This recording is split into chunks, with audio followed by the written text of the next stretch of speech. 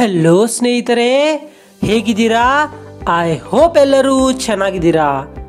ಹಲವಾರು ವಿದ್ಯಾರ್ಥಿಗಳಿಗೆ ಮುಂದೆ ಹೋಗಿ ತಮ್ಮ ವೃತ್ತಿ ಜೀವನದಲ್ಲಿ ಡಾಕ್ಟರ್ ಆಗುವ ಕನಸು ಇದ್ದೇ ಇರುತ್ತದೆ. ಆದರೆ ಈ ಡಾಕ್ಟರ್ ಕೋರ್ಸನ್ನು ಮಾಡಲು ಯಾವುದು ಕಾಲೇಜನ್ನು ಆಯ್ಕೆ ಮಾಡಬೇಕು ಎಂಬುದರ ಬಗ್ಗೆ ಚಿಂತೆವಿರುತ್ತದೆ. ಸ್ನೇಹಿತರೆ, ನೀವು ಭಾರತದಿಂದ ಡಾಕ್ಟರ್ ಕೋರ್ಸನ್ನು ಮಾಡುವ ವಿಚಾರ ಮಾಡಿದ್ದರೆ ಹಾಗಾದರೆ ನಿಮ್ಮ ಈ ಚಿಂತೆಯನ್ನು ಸಮಾಧಾನ ಮಾಡಲುವಿರುವ ಒಂದೇ ದಾರಿ ಎಂದರೆ ಏಮ್ಸ್ ಕಾಲೇಜ್ ಆಗಿದೆ. ಕೆಲವರು ಕೇಳಬಹುದು, ಸರ್, ನಮ್ಮ ಊರಲ್ಲಿರುವ ಅಥವಾ ರಾಜ್ಯದಲ್ಲಿರುವ ವೈದ್ಯಕೀಯ ಕಾಲೇಜುಗಳಿಂದ ಈ ಏಮ್ಸ್ ಕಾಲೇಜುಗಳಲ್ಲಿರುವ ವಿಶಿಷ್ಟತೆ ಏನು? ಸ್ನೇಹಿತರೆ, ಅದಕ್ಕಾಗಿ ನಾವು ಇಂದಿನ ವಿಡಿಯೋದಲ್ಲಿ ನಿಮ್ಮ ಈ ಹಲವಾರು ಪ್ರಶ್ನೆಗಳಿಗೆ ಉತ್ತರವನ್ನು ಕೊಡಲಿಕ್ಕೆ ಹೋಗ್ತಾ ಇದ್ದೀವಿ. ಸ್ನೇಹಿತರೆ, ಅದಕ್ಕಾಗಿ ನೀವು ಈ ವಿಡಿಯೋನು ಸ್ಕಿಪ್ ಮಾಡದೆ ಸಂಪೂರ್ಣವಾಗಿ ಕೊನೆಯವರೆಗೆ ನೋಡಿ. ಮತ್ತೆ ನಡ್ರಿ ಸ್ನೇಹಿತರೆ, ಈ ವಿಡಿಯೋನ ಪ್ರಾರಂಭಿಸೋಣಂತೆ. ಮೊದಲನೇದಾಗಿ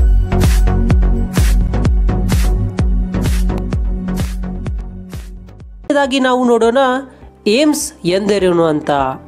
the all India institute of medical sciences ಇವು ಆಟೋನೋಮಸ್ ಪಬ್ಲಿಕ್ ವೈದ್ಯಕೀಯ ಕಾಲೇಜುಗಳಾಗಿವೆ. ಇವುಗಳನ್ನು 1956ರಲ್ಲಿ ಸಂಸತ್ತಿನ ಕಾಯ್ದೆ ಅನುಸಾರ ಸ್ಥಾಪಿಸಲಾಗಿದೆ. ಇವುಗಳು ಭಾರತದಲ್ಲಿ ಉನ್ನತ ಮಟ್ಟದ ವೈದ್ಯಕೀಯ ಶಿಕ್ಷಣವನ್ನು ಕೊಡಲು ಕಾರ್ಯನಿರ್ವಹಿಸುತ್ತವೆ. ಸ್ಥಳೀಯ ಮಟ್ಟದ ವೈದ್ಯಕೀಯ ಶಿಕ್ಷಣದಲ್ಲಿ ನಡೆಯುವ ವ್ಯತ್ಯಾಸಗಳನ್ನು ದೂರು ಮಾಡಲು ಭಾರತ ಸರ್ಕಾರ 2003ರಲ್ಲಿ ಪ್ರಧಾನಮಂತ್ರಿ ಸ್ವಾಸ್ಥ್ಯ ಸುರಕ್ಷಾ ಯೋಜನಾ ಅಡಿಯಲ್ಲಿ ಹಲವಾರು ರಾಜ್ಯಗಳಲ್ಲಿ ಏಮ್ಸ್ ಕಾಲೇಜುಗಳನ್ನು ಸ್ಥಾಪಿಸಲಾಗಿದೆ. ಇನ್ನು ಮುಂಬರುವ ವರ್ಷಗಳಲ್ಲಿ ಇನ್ನೂ ಹಲವಾರು ಏಮ್ಸ್ ಕಾಲೇಜುಗಳನ್ನು ಸ್ಥಾಪಿಸಲಾಗುವ ಯೋಜನೆಗಳನ್ನು ಭಾರತ ಸರ್ಕಾರ ತರಲಿದೆ. ಇವತ್ತಿನ ದಿನಮಾನಗಳಲ್ಲಿರುವ ಏಮ್ಸ್ ಕಾಲೇಜುಗಳು ಹೀಗಿವೆ: AIIMS New Delhi, AIIMS Bhopal, AIIMS Bhubaneswar, AIIMS Jodhpur, AIIMS Patna, AIIMS Raipur, ಇನ್ನೂ ಹಲವುಗಳಿವೆ. ಈಗ ನಾವು ನೋಡೋಣ ಏಮ್ಸ್ ಕಾಲೇಜುಗಳಲ್ಲಿ ದೊರೆಯುವ ಕೋರ್ಸ್ಗಳಾವು. ಇಲ್ಲಿ ವಿದ್ಯಾರ್ಥಿಗಳಿಗೆ ಪದವಿ ಮತ್ತು ಸ್ನಾತಕೋತ್ತರ ಪದವಿ ಕೋರ್ಸ್ಗಳನ್ನು ಒದಗಿಸಲಾಗುತ್ತದೆ. ಅವುಗಳು ಹೀಗಿವೆ: ಪದವಿ ಕೋರ್ಸ್ಗಳಲ್ಲಿ ಪ್ರಾಥಮಿಕವಾಗಿ MBBS ನಂತಹ ಕೋರ್ಸ್ಗಳನ್ನು ಒದಗಿಸಲಾಗುತ್ತದೆ. ಸ್ನಾತಕೋತ್ತರ ಕೋರ್ಸ್ಗಳಲ್ಲಿ ವಿದ್ಯಾರ್ಥಿಗಳು ಮಾಡಲು ಬಯಸುವ ನಿರ್ದಿಷ್ಟವಾಗಿ ಆಯ್ಕೆ ಮಾಡಿಕೊಂಡಿರುವ ಕೋರ್ಸ್ನಲ್ಲಿ ಹೆಚ್ಚಿನ ಜ್ಞಾನವನ್ನು ಪಡೆಯಲು ಶಿಕ್ಷಣವನ್ನು ಕೊಡಲಾಗುತ್ತದೆ. ನಂತರ ಬರುವುದು ಸೂಪರ್ ಸ್ಪೆಷಾಲಿಟಿ ಕೋರ್ಸ್.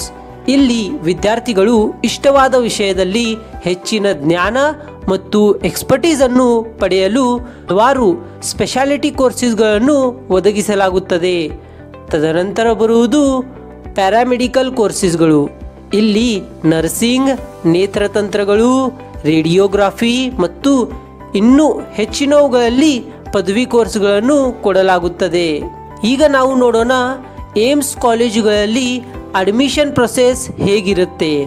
MBBSಗೋಸ್ಕರ ಮಹತ್ವಾಕಾಂಕ್ಷಿ ಅಭ್ಯರ್ಥಿಗಳು ನೀಟ್ UG ಪ್ರವೇಶ ಪರೀಕ್ಷೆಯನ್ನು ಬರೆಯಬೇಕಾಗುತ್ತದೆ. ಪರೀಕ್ಷೆಯನ್ನು ಪಾಸಾದ ನಂತರ ಮೆರಿಟ್ ಅನ್ನು ಆಧರಿಸಿ ಅಭ್ಯರ್ಥಿಗಳಿಗೆ ಕೇಂದ್ರೀಕೃತ ಕೌನ್ಸೆಲಿಂಗ್ ಮೂಲಕ ಸೀಟುಗಳನ್ನು ಹಂಚಲಾಗುತ್ತದೆ. ವಿದ್ಯಾರ್ಥಿಗಳು ಪೋಸ್ಟ್ ಗ್ರಾಜ್ಯುಯೇಟ್ ಪದವಿಗೋಸ್ಕರ INI CET ಪ್ರವೇಶ ಪರೀಕ್ಷೆಯನ್ನು ತೆರವುಗೊಳಿಸಬೇಕಾಗುತ್ತದೆ.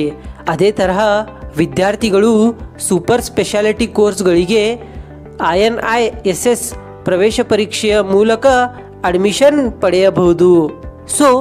ನಾವು ಏಮ್ಸ್ ಕಾಲೇಜುಗಳ ಫೀಸ್ ಬಗ್ಗೆ ಮಾತನಾಡುವುದಾದರೆ, ಇಲ್ಲಿರುವ ಇನ್ಫ್ರಾಸ್ಟ್ರಕ್ಚರ್ ಮತ್ತು ಗುಣಮಟ್ಟದ ಶಿಕ್ಷಣ ಪ್ರಕಾರ ಇಲ್ಲಿ ಫೀಸ್ ಹೆಚ್ಚಾಗಿರಬೇಕಿತ್ತು.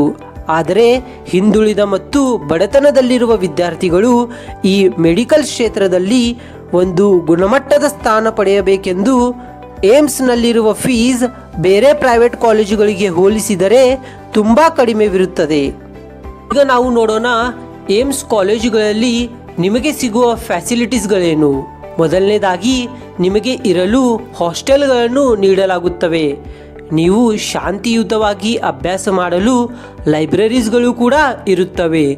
ತದನಂತರ ನೀವು ಕ್ಲಾಸ್ ರೂಮ್ಗಳಲ್ಲಿ ಕಲಿತ ವಿಷಯಗಳನ್ನು ಪ್ರಾಕ್ಟಿಕಲ್ ಆಗಿ ಕಲಿಯಲು ಹಾಸ್ಪಿಟಲ್ಸ್ಗಳು ಇರುತ್ತವೆ. ನೀವೇನಾದರೂ ಸಂಶೋಧನೆ ಮಾಡಲಿಕ್ಕೆ ಬಯಸುತ್ತಿದ್ದರೆ ನಿಮಗಾಗಿ ರಿಸರ್ಚ್ ಲ್ಯಾಬ್ಸ್ಗಳು ಇರುತ್ತವೆ. ಸೊ ಸ್ನೇಹಿತರೆ, ಇದೆಲ್ಲವೂ ಕೂಡ ಏಮ್ಸ್ ಕಾಲೇಜ್ ಎಂದರೇನು ಮತ್ತು ಏಮ್ಸ್ ಕಾಲೇಜುಗಳಲ್ಲಿ ಅಡ್ಮಿಷನ್ ಹೇಗೆ ಪಡೆಯಬೇಕು ಎಂಬುದರ ಬಗ್ಗೆ ಸಂಪೂರ್ಣವಾದ ಮಾಹಿತಿಯಾಗಿತ್ತು. ಸೊ ಸ್ನೇಹಿತರೆ, ನಿಮಗೆ ಹೀಗೆ ಕರಿಯರ್ ರಿಲೇಟೆಡ್ ವಿಡಿಯೋ ನೋಡಬೇಕಾದ್ರೆ ನೀವು ಹೋಗಿ ನಮ್ಮ ಕರಿಯರ್ ಸಪೋರ್ಟ್ ಕನ್ನಡ ಚಾನೆಲನ್ನು ಸಬ್ಸ್ಕ್ರೈಬ್ ಮಾಡ್ಕೊಳ್ಳಿ ಮತ್ತು ಪಕ್ಕದಲ್ಲಿರುವ ಬೆಲ್ ಐಕನ್ ಕೂಡ ಆಲ್ನಲ್ಲಿ ಸೆಲೆಕ್ಟ್ ಮಾಡಿ. ಸ್ನೇಹಿತರೆ, ಈ ವಿಡಿಯೋ ನಿಮಗೆ ಚೆನ್ನಾಗಿಸಿದ್ರೆ ಹೋಗಿ ನೀವು ಈ ವಿಡಿಯೋನ ಲೈಕ್ ಮಾಡಿ ಮತ್ತು ಈ ವಿಡಿಯೋನ ನಿಮ್ಮ ಸ್ನೇಹಿತರು ಕೂಡ ಶೇರ್ ಮಾಡಿ, ಏಕೆಂದರೆ ಅವ್ರಿಗೂ ಕೂಡ ಏಮ್ಸ್ ಕಾಲೇಜ್ ಬಗ್ಗೆ ಜ್ಞಾನ ಬರಲಿ. ಮತ್ತು ಸ್ನೇಹಿತರೆ, ಈ ವಿಡಿಯೋ ಬಗ್ಗೆ ನಿಮಗೆ ಏನಾದರೂ ಡೌಟ್ ಇದ್ದರೆ ನೀವು ಹೋಗಿ ಈ ಕಾಮೆಂಟ್ ಸೆಕ್ಷನಲ್ಲಿ ಕಾಮೆಂಟ್ ಮಾಡಬಹುದು, ನಾವು ಅದಕ್ಕೆ ರಿಪ್ಲೈ ಮಾಡುತ್ತೇವೆ. ಮತ್ತೆ ಸ್ನೇಹಿತರೆ, ಇವತ್ತಿನ ವಿಡಿಯೋದಲ್ಲಿ ಅಷ್ಟೇ, ಸಿಗೋಣ ಮುಂದಿನ ವಿಡಿಯೋದಲ್ಲಿ. ಬಾಯ್, ಟೇಕ್ ಕೇರ್.